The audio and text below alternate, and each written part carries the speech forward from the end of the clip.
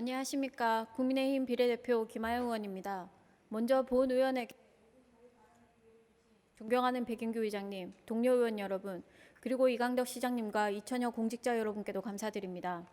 오늘 본 의원은 지방소멸시대의 지방도시와 기업체 간의 상생노모를 위한 소통과 화합에 대해 이야기하고자 이 자리에 서게 되었습니다.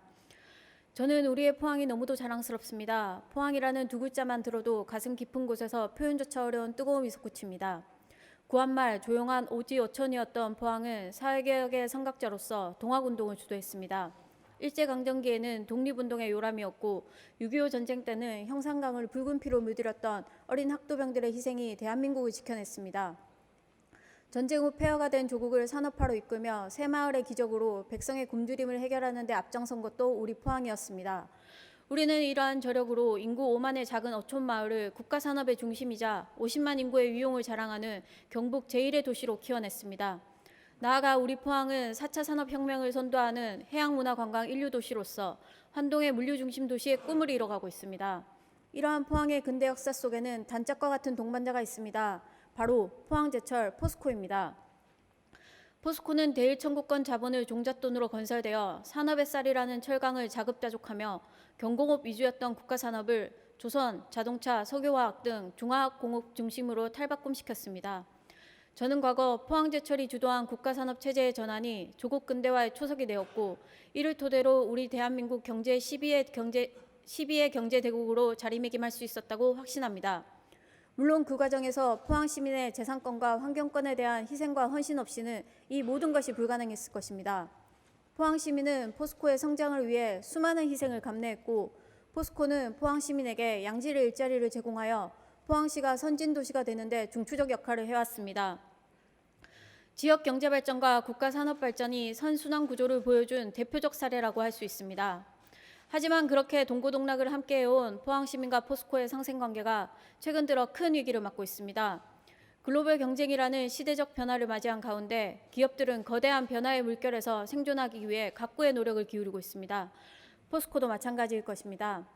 이러한 상황을 이해할 수는 있지만 포스코의 갑작스러운 구조적인 변화 시도에 우리 포항 시민의 서운함은 커져만 갔고 그간 돈독했던 신뢰와 의리에 균열이 생기기 시작했습니다.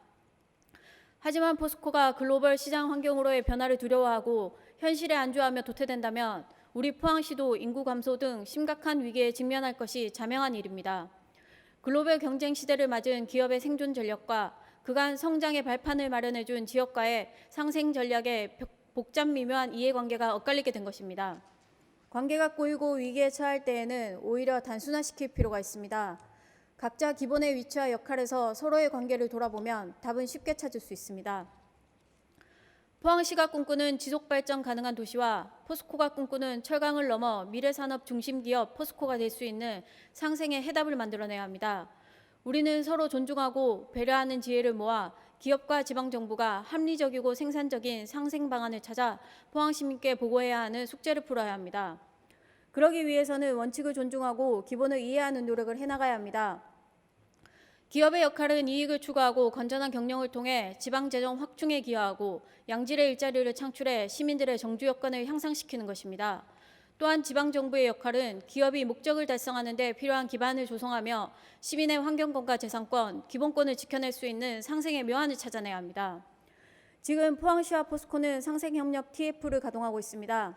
이 기구를 시민을 대표하는 의회와 전문가 그룹이 함께 참여하는 위원회로 확대해야 합니다.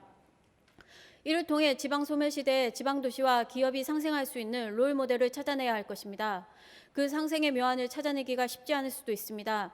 하지만 신뢰를 바탕으로 끊임없이 소통하고 노력해야 합니다.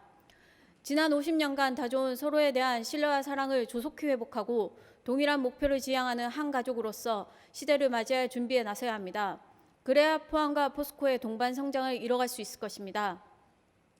이제 더 이상 좌고우면할 시간이 없습니다. 먼저 포스코는 포항시와 2022년 2월 25일 맺은 합의서의 3가지 내용에 대해 진정성을 가지고 이행해야 합니다. 또한 우리 포항시민과 포항시도 포스코에 대하여 영원한 친구로서의 애정을 가지고 대화와 설득으로 문제를 해결하려는 강한 의지를 보여줄 때입니다. 포항시민과 포스코는 누구도 부정할 수 없는 공동운명체입니다. 4차 산업혁명 시대에 다시 한번 도약할 수 있도록 더 큰 꿈을 함께 꿔야 합니다. 위기를 기회로 만드는 포항인의 정신으로 새로운 역사를 함께 써나갑시다. 우리는 할 수 있습니다. 이것으로 본 의원의 5분 자유 발언을 마치겠습니다. 경청해 주셔서 감사합니다.